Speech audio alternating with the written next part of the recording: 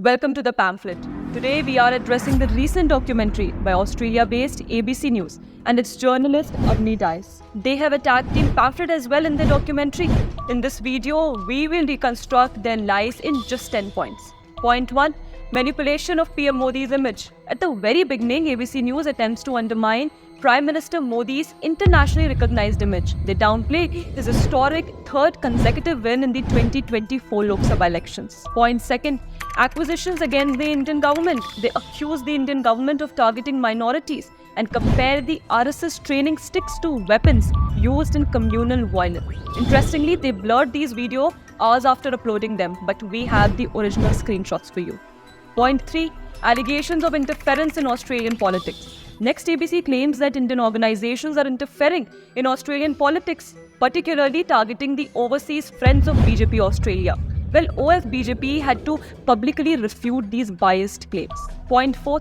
Sympathizing with Khalistan extremists. ABC News gives undue attention and sympathy to pro-Khalistan extremists like Moninder Singh. They frame Khalistan as a global movement rather than addressing its extremist roots. Point 5. Exposing extremist links. Moninder Singh, founder of Sikh Liberation Front, has deep connections with pro-Khalistan terrorist Hardeep Singh Nijjar. His father-in-law, Avtar Singh Narwal, and other family members have documented ties to terrorism. Point 6.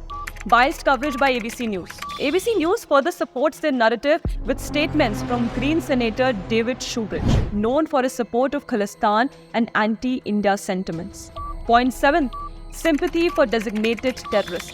The documentary gives a platform to Gurpatwant Singh Pannu, a designated terrorist in India, known for inciting violence against the Indian government and its leaders. Point 8. The reality of Khalistani extremism.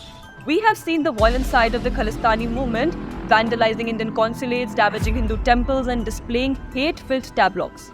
Is this how one demands a separate homeland? Point 9.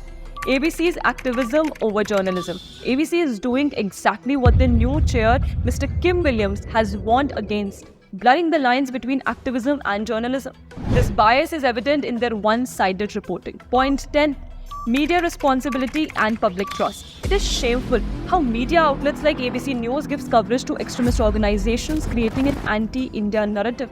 Responsible journalism should prioritize facts over bias. Truth stands tall against bias. Let's uphold the facts and reject misinformation. Thank you for watching. Stay informed and stay connected with us for more updates.